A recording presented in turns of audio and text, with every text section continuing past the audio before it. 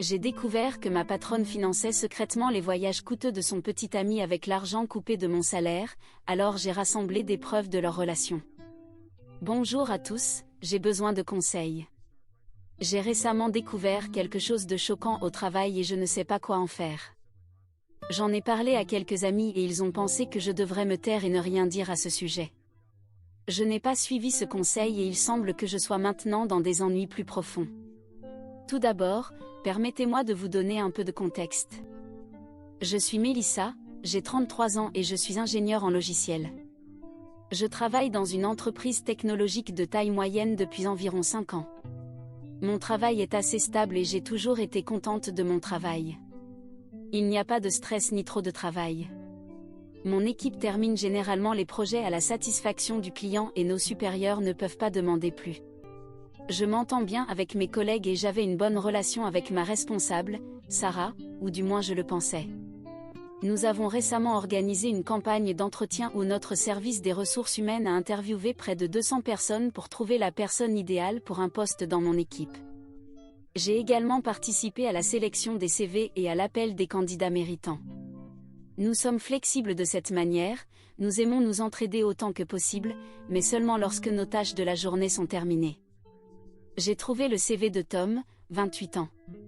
Il a une très bonne expérience de travail avec certaines des principales entreprises technologiques du pays. J'ai été surprise qu'il veuille postuler dans notre entreprise s'il a déjà travaillé avec elle, mais je ne devrais pas juger quelqu'un sans connaître son histoire. Je ne voulais pas faire ça, alors j'ai dit au RH que Tom pourrait être un bon candidat. Notre département des RH était heureux de lui faire passer un entretien et il a été embauché. Tom a mis environ une semaine à rejoindre, tandis que les 2 autres nouveaux employés se sont joints en 2 jours. Ce qui était plus étrange, c'est que l'équipe lui a organisé une grande fête de bienvenue parce que Sarah a insisté. J'ai supposé que lorsque les autres employés rejoindraient également, ils recevraient le même accueil, mais après une semaine, ils ont seulement reçu leur kit de travail et c'était tout. Je l'ai laissé passer. Tom était plus talentueux que les autres, alors peut-être que l'entreprise voulait prendre soin de lui spécialement. Il n'a pas échappé à notre attention que Sarah était la plus excitée lorsque Tom a rejoint. Les membres de notre équipe ont également commencé à discuter de la même chose à la cafétéria du bureau, mais nous avons tous pensé que Tom serait affecté à un grand projet, alors ils essayaient de l'aider à s'adapter d'abord. Permettez-moi de vous parler un peu de Sarah. Elle a 37 ans et est dans l'entreprise depuis plus de 10 ans. Elle était une personne très travailleuse et ses efforts ont porté leurs fruits. Elle a été promue plus fréquemment et est maintenant notre responsable d'équipe. Il y a aussi des rumeurs au bureau selon lesquelles elle est toujours la favorite parce qu'elle est apparentée au PDG, mais personnellement, je pense que Sarah a beaucoup à offrir à l'entreprise. Elle est le visage de nombreux projets. Nous recevons beaucoup de suggestions de sa part et notre travail devient plus facile lorsqu'elle nous guide. Je ne blâme pas les gens de lui accorder plus de préférence qu'aux autres responsables. Elle apporte beaucoup d'argent et il est juste que les gens lui en donnent crédit. Je m'entendais très bien avec Sarah.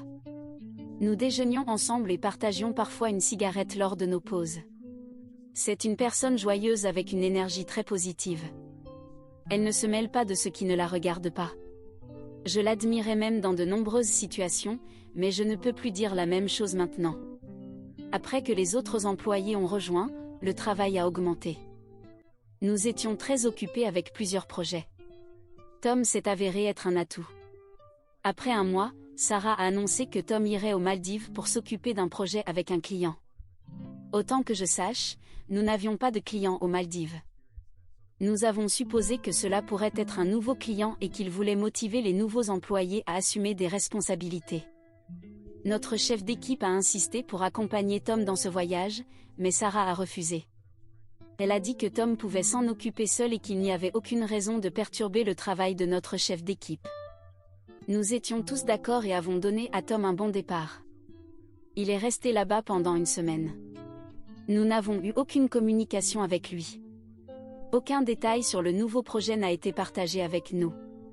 Nous étions également très occupés avec le travail, alors nous n'avons pas prêté attention à ce que faisait Tom aux Maldives. Après environ 12 jours, nous avons entendu de notre chef d'équipe que Tom irait des Maldives à Hawaï pour un suivi de projet. Nous avons un client à Hawaï, mais un autre membre de notre équipe s'occupe toujours des détails là-bas. Elle était confuse quant à pourquoi Tom la remplaçait soudainement. Sarah a assuré à ma collègue que ce n'était en aucun cas un remplacement. Tom était déjà hors du pays, alors il pouvait gérer le voyage et s'occuper des choses. Apparemment, il s'en est très bien sorti avec le client des Maldives. Même le PDG était heureux de savoir que nous avions attrapé le gros poisson, comme nous appelons les clients bien payants. Ma collègue était déçue parce qu'elle faisait toujours de son mieux pour satisfaire le client. Même le client se sentait à l'aise avec elle. Avec Tom dans le tableau, elle sentait que son travail était déprécié. Nous l'avons tous motivée à ne pas penser négativement et à voir les choses du bon côté. Maintenant, elle était libre d'accepter de nouveaux projets et d'explorer des tâches plus difficiles. Peut-être que l'entreprise avait quelque chose de nouveau à lui offrir. Avec cela, elle a commencé à se sentir un peu moins triste. Un mois après l'incorporation des nouveaux employés, nous avons reçu notre salaire. J'ai reçu ma fiche de paie et j'ai remarqué que mon salaire était plus bas que d'habitude. Au début, j'ai pensé que c'était une erreur.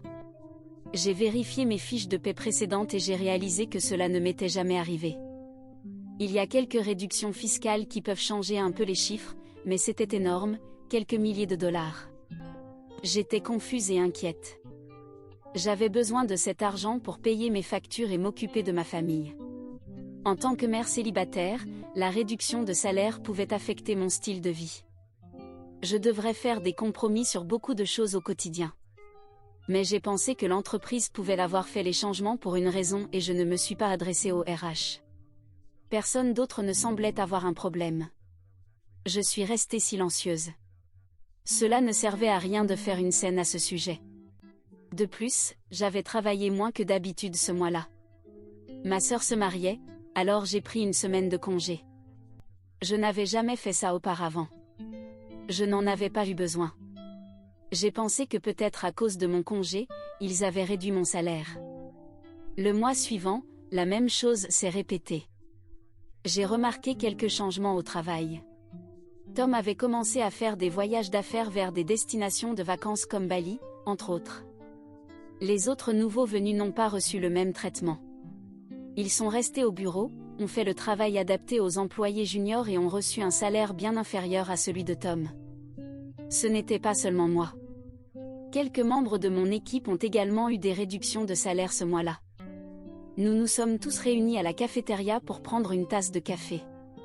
C'est là que nous avons discuté du problème et réalisé que les réductions de salaire n'étaient pas seulement mon problème, mais que les autres avaient également reçu un salaire inférieur le mois précédent. J'ai décidé de parler à Sarah à ce sujet. Elle savait certainement quelque chose.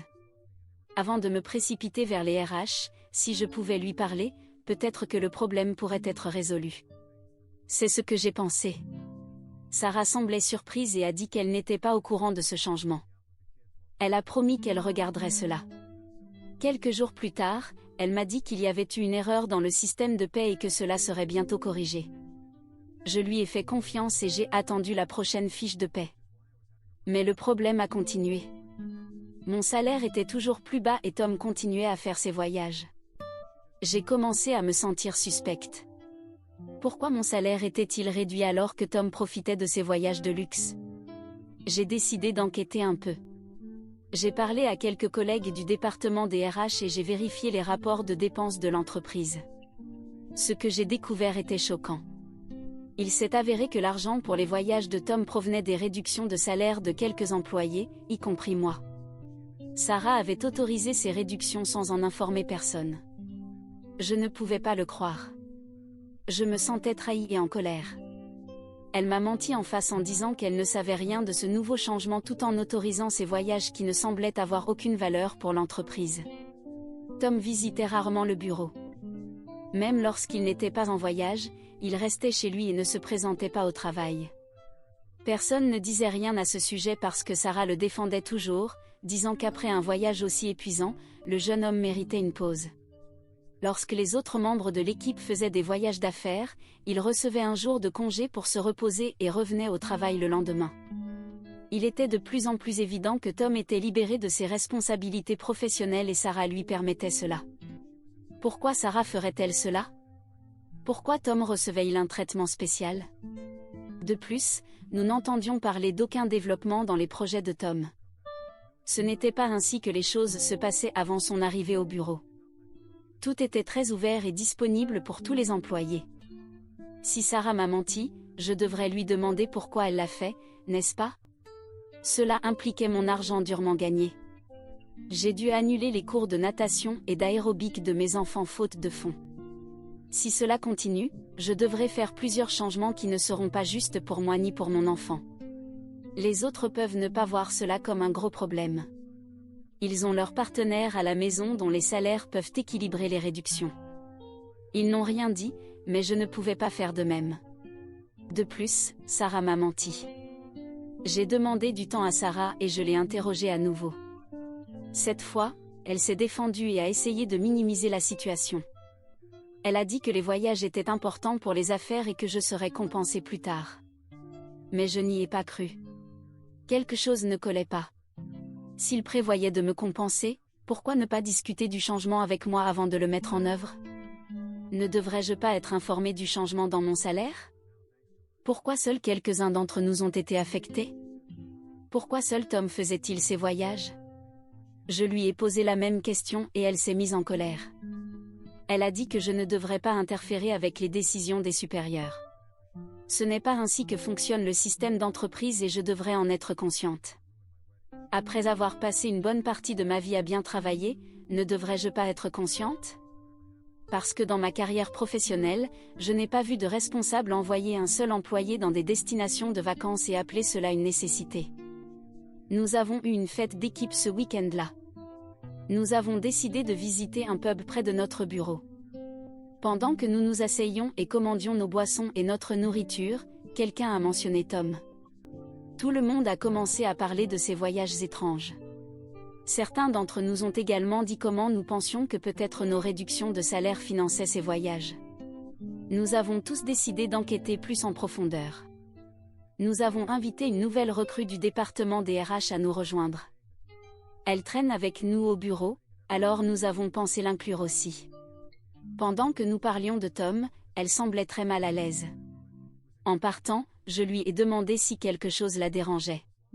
Au début, elle a refusé, mais la culpabilité était très claire sur son visage. Je lui ai assuré que je ne révélerais pas son nom et je lui ai demandé de m'aider.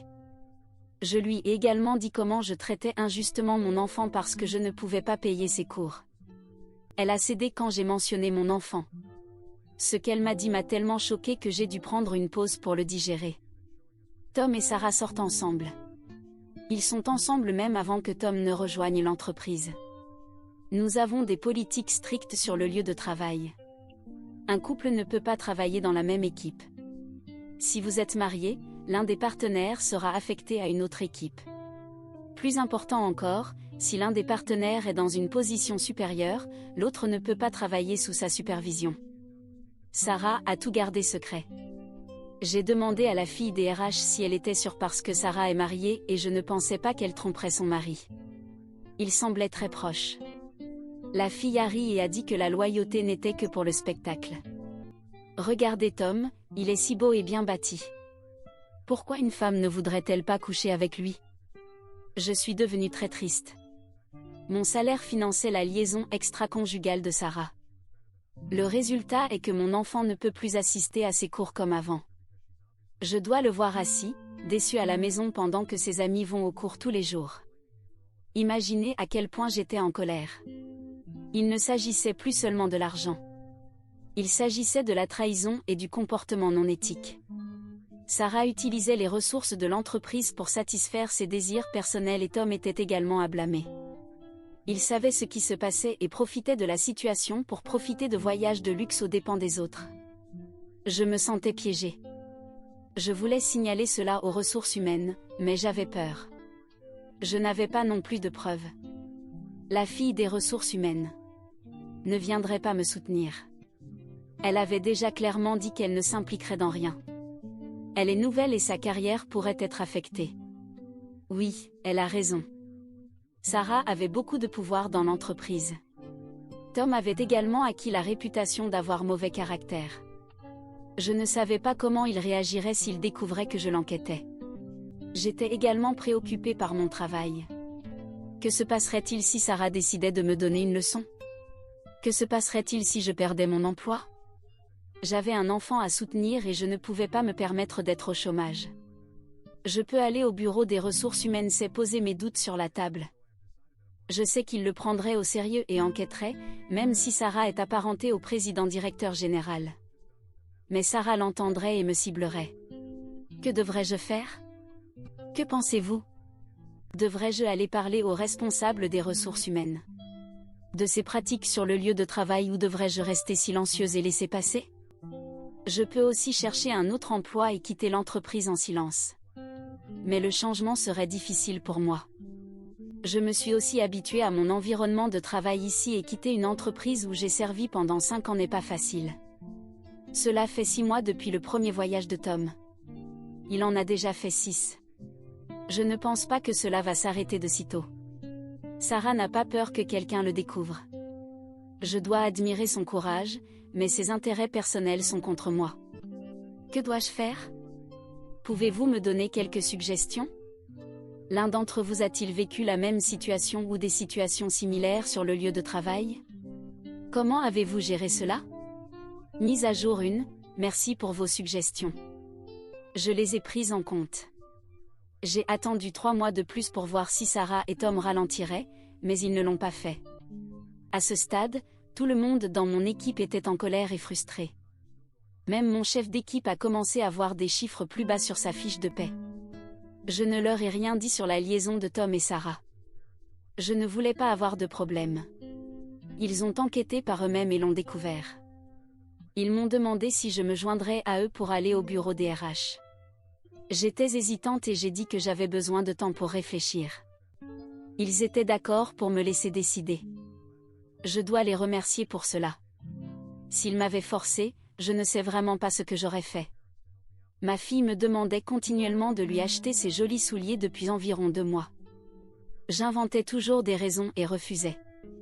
Ce soir-là, elle a éclaté en sanglots disant pourquoi je ne l'emmenais plus dîner dehors, ses cours étaient annulés et je ne lui achetais pas les souliers. Elle m'a accusée de ne plus l'aimer. Je me suis sentie très mal. J'aime ma fille. Je ne peux pas la laisser penser que sa mère ne l'aime pas. C'était la motivation dont j'avais besoin pour dire oui à mon équipe. Vous vous souvenez que je vous ai parlé de ma collègue qui s'occupait du client à Hawaï? Elle a pris toute cette affaire à cœur. Elle a en fait enquêté plus en profondeur que les autres et a découvert des choses très troublantes. Il y a une raison pour laquelle Sarah envoie Tom dans ces endroits. Elle aime que Tom fasse des sextos depuis ces lieux exotiques. Cela l'excite. Pendant tous ces mois, il y a eu plusieurs fois où je me suis sentie impuissante et anxieuse chaque fois que je voyais Tom. Je ressentais un mélange de colère et de peur.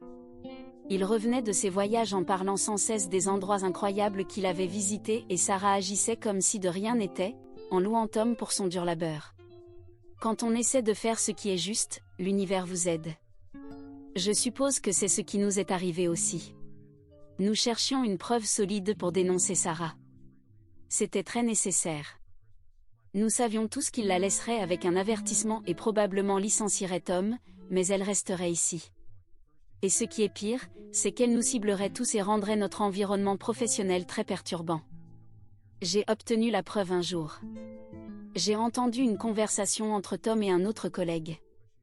Tom se vantait de son dernier voyage à Dubaï. Il mentionnait à quel point il était facile d'obtenir l'approbation de Sarah pour le voyage. Il disait que Sarah était si désespérée et qu'il pouvait lui faire ce qu'il voulait.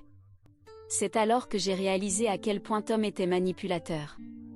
Il exploitait l'attirance de Sarah pour lui et l'utilisait à son avantage. Et Sarah n'était pas une enfant pour ne pas comprendre ce qui se passait avec elle. Elle laissait faire parce qu'elle obtenait quelque chose en retour. Quand j'ai eu l'occasion, j'ai sorti mon téléphone et j'ai enregistré la conversation. Je me suis assuré que c'était une vidéo et non un audio parce que Tom et Sarah pourraient alors prétendre que nous avions essayé d'imiter la voix de Tom. Je ne voulais pas prendre plus de risques. Mes collègues de l'équipe et moi nous sommes réunis chez notre chef d'équipe et avons discuté de la manière de procéder. Nous sommes arrivés à la conclusion qu'il était enfin temps de dévoiler leur relation au département des RH. Cette réunion a eu lieu il y a 2 jours et nous prévoyons de voir notre responsable des RH demain. Je ne sais pas ce qui va se passer là-bas, mais j'espère le meilleur. Espérons que cela ne se retourne pas contre moi. Mise à jour 2, bonjour, je suis revenu pour vous donner une mise à jour sur ce qui s'est passé avec le responsable des ressources humaines. Nous avons tous apporté les relevés de nos fiches de paie, les courriels de Sarah et les autres preuves que j'avais enregistrées. Nous avons planifié une réunion avec les RH et présenté toutes les preuves. Il était choqué et nous a assuré qu'ils enquêteraient.